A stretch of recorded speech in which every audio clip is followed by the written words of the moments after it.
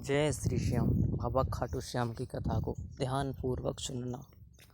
महाभारत काल में लगभग 5,500 वर्ष पहले एक महान आत्मा का अवतरण हुआ, जिसे हम भीम पौत्र बर्बरीक के नाम से जानते हैं।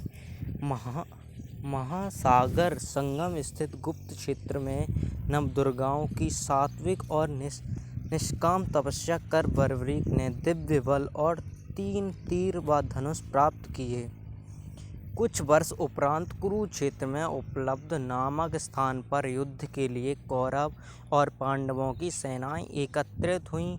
युद्ध का शंखनाद होने ही वाला था कि यह वृत्तांत बर्बरीक को ज्ञात हुआ और उन्होंने माता का आशीर्वाद ले युद्ध भूमि की तरफ प्रस्थान किया।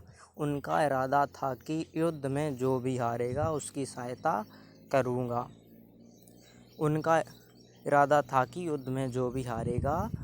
मैं उसकी सहायता करूँगा। भगवान श्री कृष्ण को जब यह वृत्तांत ज्ञात हुआ तो उन्होंने सोचा कि ऐसी स्थिति में युद्ध कभी समाप्त नहीं होने वाला।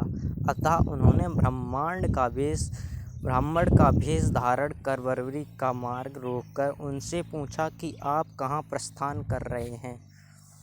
बर्बरीक ने अपना ध्येय बताया कि वह कुरुक्षेत्र जाकर अपना कर्तव्य निर्वाह करेंगे और इस पर ब्राह्मण रूप में श्री कृष्ण ने उन्हें अपना कौशल दिखाने को कहा। बर्बरीक ने एक ही तीर में पेड़ के सभी पत्तों को भेद दिया, सिवाय एक पत्ते के जो श्री कृष्ण ने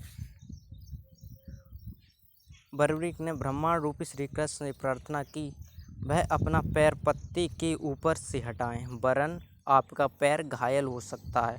श्री कृष्ण ने अपना पैर हटा लिया व बर्बरीक से एक वरदान मांगा। बर्बरीक ने कहा, हे यजमान, आप जो चाहें मांग सकते हैं, मैं वचन का पूर्ण पालन करूँगा। ब्राह्मण रूपी श्री कृष्ण ने शीश दान मांगा। यह सुनकर बर्बरीक तनिक भी विचलित नहीं हुए, परंतु उन्होंने श्री कृष्ण को अपने वास्तविक रूप में दर्शन देने की बात की, क्योंकि कोई भी साधारण व्यक्ति यह दान नहीं मांग सकता। तब श्री कृष्ण अपने वास्तविक रूप में प्रकट हुए। उन्होंने महाबली त्यागी तपस्वी वीर बर्बरीक का मस्तक रणचंडिका को भेंट करने के लिए मांगा और साथ ही वरदान दिया कि कलयुग में तुम मेरे नाम से जाने जाओगे, मेरी ही शक्ति तुम में निहित होगी। देवगुण तुम्हारे मस्तक की पूजा करेंगे जब तक यह पृथ्वी, नक्षत्र, चंद्रमा तथा सूर्य रहेंगे, तब तक तुम लोगों के द्वारा मेरे श्री श्याम रूप में पूजनीय रहोगे। मस्तक को अमृत से सींचा और अजर अमर कर दिया। मस्तक ने संपूर्ण महाभारत का युद्ध देखा एवं युद्ध के निर्णायक भी रहे। युद्ध के बाद महाबली बर्बरीक कृष्ण से आशीर्वाद लेकर अंतर्ध्यान हो गए। बहुत समय बाद कलयुग का प्रसार बढ़ते ही भगवान श्याम के वरदान से भक्तों का उद्धार करने के लिए खाटू में चमत्कारी रूप से प्रकट हुए। एक गाय घर जाते समय रास्ते में एक स्थान पर खड़ी होकर चारों थनों से दूध की धाराएं बहाती थी। जब ग्वाले ने यह दृश्य देखा तो सारा वृत्तांत भक्त नरेश खंडेला के राजा को सुनाया। राजा भगवान का स्मरण कर भाव विभोर हो गए। स्वप्न में भगवान श्री श्याम देव ने प्रकट होकर कहा, मैं श्याम देव हूँ। जिस स्थान पर गाय का थन से दूध निकलता है वहाँ मेरा शालिग्राम शिलारूप विग्रह है। खुदाई करके विधि विधान से प्रतिष्ठित करवा दो। मेरे इस शिला विग्रह को पूजने जो खाटू आएंगे उनका सब प्रकार से कल्याण होगा। खुदाई से प्राप्त शिलारूप विग्रह को विधिवत शास्त्रों के अनुसार प्रतिष्ठित कराया गया।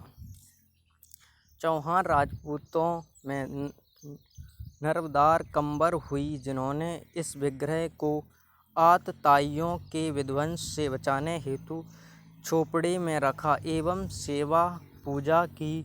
औरंगजेब के शासन काल में पुराने मंदिर का विध्वंस हो गया तथा उसके बाद जहां भगवान श्री श्याम देव का विग्रह प्रतिष्ठित किया गया वह आज भी विद्यमान है, जहां देश के सभी कोने से श्याम प्रेमी पूजा अर्चना एवं दर्शनार्थ आते हैं।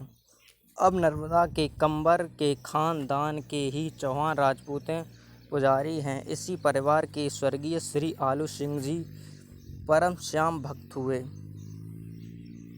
जय श्री श्याम।